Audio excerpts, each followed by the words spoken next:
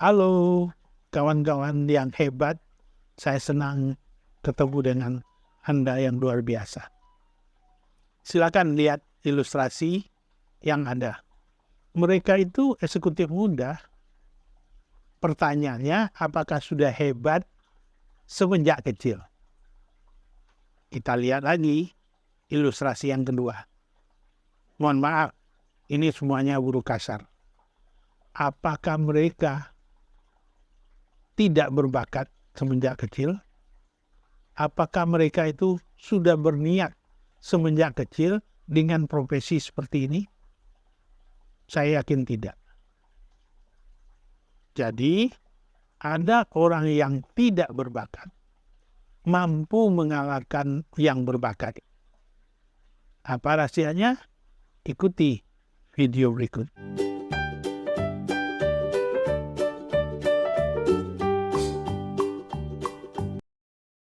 Ada yang tidak berbakat, ada yang berbakat. Yang tidak berbakat ini mampu mengalahkan yang berbakat. Bagi saya lama terpikir. Akhirnya saya temukan dari rumus yang dikemukakan oleh Angela Duckworth. Dia seorang psikolog. Skill adalah bakat dikali upaya. Pencapaian adalah skill dikali upaya.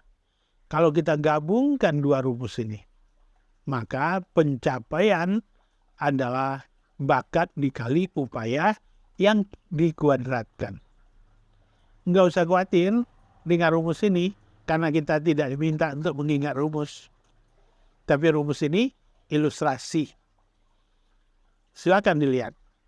Si A tidak berbakat. Kita beri nilai 3. Si B berbakat.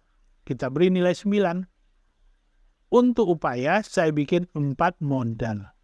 Yang pertama, yang tidak berbakat dengan yang berbakat, upayanya sama. Yang kedua, yang tidak berbakat, upayanya lebih atau melampaui sedikit dari mereka yang berbakat. Yang ketiga, yang tidak berbakat, upayanya 2 kali lebih besar dari yang berbakat. Yang keempat, tidak berbakat, lalu upayanya rendah lagi. Hasilnya seperti ini. Kita tahu tadi, si A tidak berbakat dengan nilai 3. Lalu upayanya 2. Pencapaian untuk si A ini baru 12. Si B berbakat dengan upaya juga sama-sama 2. Pencapaiannya 36. Artinya apa? Mereka yang berbakat lebih unggul pencapaiannya dibandingkan mereka yang tidak berbakat kalau upayanya sama. Sekarang kalau tadi upayanya 2, sekarang kita tingkatkan. Jadi upayanya lebih besar daripada yang 2 tadi. Kita jadikan 3. Pencapaian baru 27. Sedangkan yang tidak berbakat pencapaiannya 36. Artinya apa? Yang tidak berbakat walaupun sudah ditingkatkan upayanya, namun masih belum bisa melampaui mereka yang berbakat. Model yang ketiga, mereka yang tidak berbakat tapi upayanya 2 kali lebih besar dari yang berbakat. Kita misalkan upayanya 8, yang tidak berbakat. Yang berbakat separuhnya, 4. Maka yang tidak berbakat pencapaiannya 192. Sedangkan yang berbakat 144. Artinya yang tidak berbakat melampaui pencapaiannya dibandingkan mereka yang berbakat.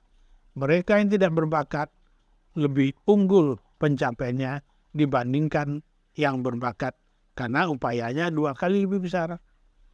Kita lihat, dia nggak berbakat bermain piano, tapi upayanya 2 kali lebih besar dari mereka yang berbakat.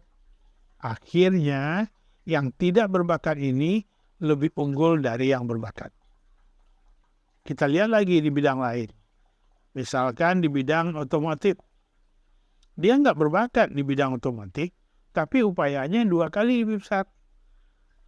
Akhirnya juga lebih unggul mereka yang tidak berbakat dibandingkan yang berbakat. Di bidang kuliner juga sama. Dia akan unggul dari yang berbakat. Sekarang yang keempat, dia tidak berbakat. Upayanya kecil dari yang berbakat. Maka selamanya pencapaian yang tidak berbakat ini lebih rendah dari yang berbakat. Kita lihat, bakat itu pemberian dari Allah yang Maha Kuasa. Nggak bisa kita ubah. Jadi bersyukurlah Anda yang memang kecilnya sudah berbakat. Tapi ingat, tidak jaminan kalau Anda akan hebat nanti apabila upayanya rendah. Kalau Anda tidak berbakat tapi upayanya tinggi, jadi kalaupun tidak berbakat kita syukuri. Yang paling penting upaya kita tingkatkan. Upaya itu tergantung individu. Bagaimana meningkatkan upaya, kita akan lihat pada video lain. Terima kasih atas perhatian. Sampai ketemu.